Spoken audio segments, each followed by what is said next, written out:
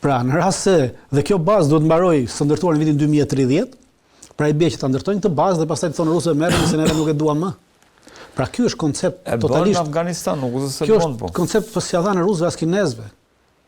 Pra në Afganistan amerikanët nuk ndërtuan baza. Përdorën bazat që kishin ndërtuar sovjetikët. Dakor, jo, thjesht nuk patëm se në Afganistan nuk ndërtuan asgjë. Jo, kemi dy dallime ndryshme. Pra, i bie që këtu e para të prishen dy entitete të mëdha politike. E para është NATO-ja, që është entitet politik dhe ushtarak, pra i bie të prishet kjo. E dyta i bie të prishet Bashkimi Evropian, i cili është edhe një entitet politik dhe së fundmi edhe ushtarak, ku vepron edhe ushtarakisht. Dhe pastaj të gjitha investimet amerikane në këto vende të lindë, siç është Polonia, Rumania, Hungaria, të gjitha këto të shkojnë dëm dhe të jepen Rusisë, pra të krijohet një bashkimëri sovjetik, pra është jashtë çdo lloji futen në sferën e influencës ruse. Çështja e sferës e influencës ruse, çështja e sferës e influencës ruse nuk ka të bëjë, pra influenca ruse, kur themi influencën ruse, neve duhet të kuptojmë shumë gjëra. Në influencën ruse ka influencë politike, ekonomike, ushtarake, sociale, gjitha këto. Këto nuk qëndrojnë, pra. Politike, ekonomike, nesër. Dhe ajo që them unë Dritan është dhe çfarë unë për shembull kuptoj nga le të themi nga lajmi që lexova. Kuptoj këtë që dhe themi rikthimi tek Bashkimi Sovjetik mbase do të vijë me një luftë, se kjo është ideja. Pra, ai lajmi thot këtë: Rusia do të hap disa fronte të reja pas Ukrainës me qëllim. Dhe qëllimi final është që, sepse hapja e luftave të reja do të çojë në një përplasje të madhe, dhe kjo përplasje e madhe pastaj çon në rindërtimin e perandorisë ruse. Kjo është ajo propaganda idiote që ta përdorin sepse si skenar. Jo, më nuk ekziston një propaganda idiote, nuk ka asnjë skenar, sepse këta njerëz ose janë të çmendur, pra komplet këtë ka dhënë Reuters, si që vë thatë. Po. Ta Reutersi ose janë njerëz të çmendur, ka cituar shërbime amerikane. Jo, edhe ata që shikoj, kjo shërbime amerikane që s'duan të identifikohen. Kjo është bërë tradit tashmë në këto 4 vitet e fundit. Pra ti kur do të futë hedhësh diçka thua që s'duan të identifikohen. Pra këto janë to prallat që përdorin mediat andej këtej gjithandej. Por kjo tregon nivelin e idiotësisë të këtyre mediave, një idiotësi sepse janë po këto media që thonë që rusët nuk po marrin dot territor. Pra kanë marrë një po kjo. Reutersi, s'po marrin dot territorin, s'po marrin dot Ukrainën, s'po mundin dot Ukrainën, 1% kanë marrë për 4 vjet e këtë. Dhe tashmë këta që pas kanë marrë 1% për 4 vjet, tash këta nesër do marrin gjithë Evropën. Pra tash ti ose duhet të jesh i marr nga mend e kokës që thua se ose atëherë ti e ke një qëllim të tëndin politik për të krijuar idenë se Rusia do sulmojë nesër Evropën dhe për të vazhduar në atë përkrajen që i bëhet këtyre mendereve që udhëheqin Evropën, që duan të përdorin ekonominë tyre për të ngritur industrinë ushtarake dhe për të rritur kapacitetet tyre ushtarake evropiane. Pra për ta kthyer Bashkimin Evropian jo vetëm në një forcë politike siç është, në një angazhim politik, por edhe në një angazhim politiko-ushtarak. Po pse është kaq ideja e kësaj? Pse është kaq, domethënë, utopike kjo ide? Çdo le të themi perandori, sidomos perandori e madhe që ka qenë nivel superfuqie, siç është Rusia, pse është, le të themi, kaq e pamundur ta mendojë një vizion të tillë për sa i përket projeksionit të saj për veten nesër në rendin botror? Nuk është çështje projeksioni i rendit botror, është çështje kapaciteteve që ti do harxhosh për nesër. Pra, dje të gjitha këto vende ndodheshin në Bashkimin Sovjetik ishte për shkak të ideologjisë, pra mbizotronte një ideologji. Dhe i përkisnin u krijua Tratati i Varshavës, dhe gjitha këto vende i përkisnin Bashkimit Sovjetik dhe Tratati i Varshavës, ku bënin pjesë edhe neve në Tratatin e Varshavës, po jo në Bashkimin Sovjetik. Tratati i Varshavës, po. Jo për ta sjell, nëse kemi ndonjë informacion më shumë për Tratatin e Varshavës, Dritan se njerëzit e kanë harruar dhe nuk e kanë. Është një organizim ushtarak që i përkiste vendeve të kampit socialist. Jemi para 90-s këtu, ëh? Absolutisht, jemi me Tratati i Varshavës u themelua pas NATO-s. Pra, NATO në 54, pra, NATO 4 vjet më vonë, 5 vjet më vonë u themelua Tratati i Varshavës si counterpart, si pasqyrë përballë kësaj NATO-s. Pra, ka qenë një aleancë ushtarake. Identik si e NATO-s ushtarake. Identik si e NATO ushtarakës. E udhëhequr nga Bashkimi Sovjetik dhe krijuar nga Bashkimi Sovjetik ku merrnin pjesë të gjitha vendet e kampit socialist. Edhe Shqipëria ka qenë pjesë e kësaj aleance ushtarake. Në 67 duket. Kemi qenë pjesë e kësaj aleance ushtarake. Dhe kjo që të krijohet kjo mbeti e krijuar për shkak të ideologjisë që ekzistonte. Pra ekzistonte një ideologjia socialiste në atë kohë. Po, ishte edhe model politik. Ndërsa tashmë ideologjitë kanë rënë, nuk ekziston më në bazë të ideologjisë. Dhe të mbash një vende të cilat nuk kanë dëshirë të rinë me tyja, nuk mundesh sot se quhet pushtim, pra ti nuk mund të mbash ato të pushtuara, ti mban vetëm ato territore që janë të banuara me qytetarë të tut. E qartë. Prandaj edhe kemi prej fillimit të kësaj lufte në Ukrainë. Rusët, shpjegojmë, kanë hyrë për të drejtat e qytetarëve rusë në këtë territor të Ukrainës. Sepse këto janë qytetarë rusish folës, që pretendojnë që janë rusë dhe po mbrojnë drejtat e tyre. Pra kjo është qëllimi, kur ti hyn me këtë qëllim, pra ti nuk ke qëllim të marrësh një territor i cili nuk është jot, një territor i cili nuk është i banuar me qytetarë tut, sepse atëherë ti nuk e mban dot. Dhe rusët e kanë provuar të nga viti 45, kur përfundoi lufta e dytë botërore, deri në vitin 55, për 10 vjet në Ukrainë ka pasur një luftë siç kishte në Shqipëri për bandat që vinin nga perëndimi, të njëjtat banda fuste perëndimi edhe në Rusi.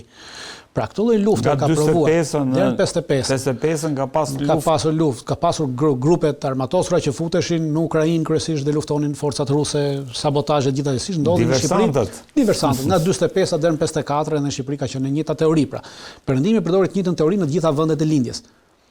Në atë aspekt. Dhe sot ti nuk mund ta bësh atë, pra është jashtë çdo lloj logjike që Rusia sot e para duhet të kesh kapacitetet që kishte ekonomike që kishte Bashkimi Sovjetik, sot nuk i ka Rusia. Do të kesh kapacitet njerëzore që kishte Bashkimi Sovjetik, sot nuk i ka Rusia. E qartë. Pra është e pamundur që ti të shkosh në edhe në rast se ti ekziston si ide e shmendur, është ide e parealizueshme. Dhe neve po flasim sikur kur them neve, them këto mediat perëndimore, që i cilësoj edhe njerë janë në nivelin e idiotësisë, po iqen sikur këta dinë sikur çfarë mendojnë rusët, çfarë mendon Putini, çfarë mendon shtabi i përgjithshëm i ushtrisë ruse. Ndërkohë që po të dini se çfarë mendon deri më sot, në 4 vjet, do e kishin mundur drejtë, do e kishin marrë një pjesë territorit që kanë marrë. Po kjo tregon që këta nuk kanë as dijenim të vogël se çfarë mendojnë rusët. Dhe pastaj na e shesin neve, sigur thjesht duan të shesin propagandë për të bindur evropianët që të mos kundërshtojnë grabitjen e parave të tyre, të taksave të tyre, për të paguar armatime, për të cilat nuk do të kenë nevojë. Ndërkohë, Dritan rikthehet sërish dhe pris ta mbaroj se aspekti tjetër ishte që do thotë ana ushtarake. Pra, po folëm për anën ideologjike të krijimit të Bashkimit Sovjetik, është e pamundur. Kur flasim për anën ushtarake, themi kapacitet ushtarake që kanë bërë me kapacitet njerëzore. Sërish nuk ka kapacitete ushtarake. Për të bërë këtë kapacitet ushtarak duhet që të mobilizojë gjithë Rusinë. Atëherë u çliruan këto vendet nga Bashkimi Sovjetik, atëherë i çliroi Poloninë, gjitha vendet e lindjes. Pra vendet e Evropës lindore, nga nazizmi, të pushtuara nga nazizmi. I çliroi nga nazizmi, po për të çliruar ata, u desh të mobilizonte 35 milion rus dhe sovjetik. Në atë kohë. Gjatë luftës së dytë botërore. Pra gjatë luftës së dytë botërore. Pra imagjinoni për të luftuar Bashkimin Sovjetik, për të luftuar nazizmin. Sot është NATO, e njëjta gjë, duhet të mobilizojnë 35-37 milion që të bëjnë luftë me NATO-n. Pra kjo do të thoshë luftë botërore. Po shkojmë drejt një lufte botërore dhe kemi të bëjmë me fuqi nukleare. Që në momentin e fundit çdo njëra prej tyre, qoftë rusët, qoftë perëndimorët sot, në rast se do shihnin që ishin duke humbur luftën, do të përdornin armët bërthamore. Dhe atëherë nuk mund të krijohej kjo. Prandaj nuk shkojmë dot në këto nivele. Vetëm një gjë për të shkuar në këto nivele, thash është në rast se amerikanët kanë vendosur të zhbëjnë NATO-n dhe të zhbëjnë Bashkimin Evropian. Në rast se amerikanët kanë vendosur të heqin dorë nga perandoria e tyre, pra të përgjysmojnë perandorinë e tyre, sepse Bashkimi Evropian sot, gjithë Evropa është pjesë e hegemonisë dhe perandorisë amerikane. Pra në rast se amerikanët kanë vendosur ta përgjysmojnë perandorinë e tyre dhe të heqin dorë nga Evropa, atëherë ata mund ta zhbëjnë NATO në çdo moment. Se ata janë themeluesët e NATO-s, ata mund ta zhbëjnë edhe Bashkimin Evropian në çdo moment. Dhe atëherë në rast se ti e zhbën, normalisht dikush nga vendet do gjej partner ekonomik më së pari, sepse është çështje ekonomie. Po shteti nuk duron vakum. Absolutisht, mund të ketë lidhje. Por kjo i bie që amerikanët heqin dorë. Pra sërish amerikanët duhet i dorëzojnë këto territore ashtu siç ja dorëzuan 45-ën Stalinit. Prandaj them që nuk mund të bëhet kjo pa një marrëveshje midis amerikanëve dhe rusëve. Në rast se ekziston kjo, atëherë nuk kemi nevojë. Po them unë po. Në rast se ekziston kjo, atëherë s'kemi nevojë për luftë. S'kemi nevojë për luftë sepse thjesht amerikanët e prishin dhe këta mbeten në vakum dhe ku do lidhen. Jo, për luftë do kemi dhe pastaj europianët do luftojnë. Europianët nuk kanë kapacitet të luftojnë pa Amerikën me Rusinë, kështu që s'ka luftë. Nuk do ketë luftë. Dritan, ndërkohë, po që se nuk duan amerikanët. Jemi një të kjo. Gjithmonë jemi të amerikanët. Jo, absolutisht, ata janë fuqia kryesore perëndimore këtu. Pra në këtë perëndimin në cilin bëjmë pjesë, motori kryesor, lokomotiva është amerikane. Gjithë të tjerët neve jemi vagon, Shumë ne jemi në vagonat e fundit, ne jemi vagoni i fundit, Ku ndoshta nëse jemi as vagoni i parë, që mbahet qymyri zakonisht për të hedhur lokomotivës. Po jemi vagon i fundit fare, vagon rezervë. Pra ne jemi vagon, lokomotiva është Amerika, në gjithë të perëndimin tonë. Pra në rast se ti heq lokomotivën, atëherë vagonët mund të ecin për pak kohë për inerci. Po. Pastaj sërish do të përplasen diku dhe do të zhbëhen. Dritan, ndërkohë më bëri përshtypje që në fjalimin e tij të përvitshëm Putin riktheu sërish Kaliningradin, por me një kërcënim, le të themi, për sa i përket një full scale war, një luftë të plot me Europën në rast se Kaliningradi bllokohet. Para shumë ky ishte termi. Dhe si e lexon këtë, ndërkohë që po diskutohet gjatë gjithë kohës kjo përpjekje, dhe pse zakonisht vendet balltike janë, le të themi, ajo frika më e madhe e Europës dhe perëndimit sot? Do të kemi një gjë parasysh, pra do të kuptojmë një gjë. Ajo çfarë rusët po mundohen të na thonë neve. Po mundohen të na thonë neve një gjë shumë të qartë. Që neve duhet të shohim filmin dhe jo fotografinë. Pasi çfarë bëjmë? Ne perëndimorët shohim fotografinë dhe shohim Kaliningradin këtu. Po. E themi Kaliningradin këtu në mes të Evropës. Por ama harrojmë një gjë. Harrojmë filmin që Kaliningradi është territor rus. Pra tim ka sot emër Kaliningrad. Është njësoj si kur thua Kaliningrad, është njësoj si të thuash Vladivostok, është njësoj si të thuash gjitha qytetet e tjera të Rusë. Pra një qytet çfarë do të Rusisë, më thuash Rostov, Kaliningradi është territor rus. Kaliningradi është territor rus legjitim i njoftur ndërkombëtarisht. Pra nuk është si Krimea. Krimea është territor rus, po jo i njoftur ndërkombëtarisht. E qartë. Kaliningradi është territor rus i njoftur ndërkombëtarisht nga gjithë bota në vitin 1945, pra e kanë marrë dhe është territor rus, pra është njësoj si të sulmosh Moskën në rast se sulmon Kaliningradin. Pra këtë po mundohet thot Putini që Kaliningradin mos e shihni si një territor të zhvendosur. Pra nuk ka lidhje territoriale me Rusinë, por është territor rus legjitim. Dhe në çfarëdo momenti që ti e cënon edhe kërcënon këtë territor, automatikisht domethënë që ti ke cënuar Rusinë dhe në këtë moment jemi në luftë totale. Luftë totale. Pra kjo është arsye sepse Kaliningradi është njësoj si Moska. Është qyteti i Rusisë. Nuk është vetëm këtë po mundohet të na thotë dhe këtë ne duhet ta kuptojmë perëndimorët, mos e shohim thjesht Kaliningradin, të fokusohemi këtu dhe shohim Kaliningradin, mos shohim gjë tjetër.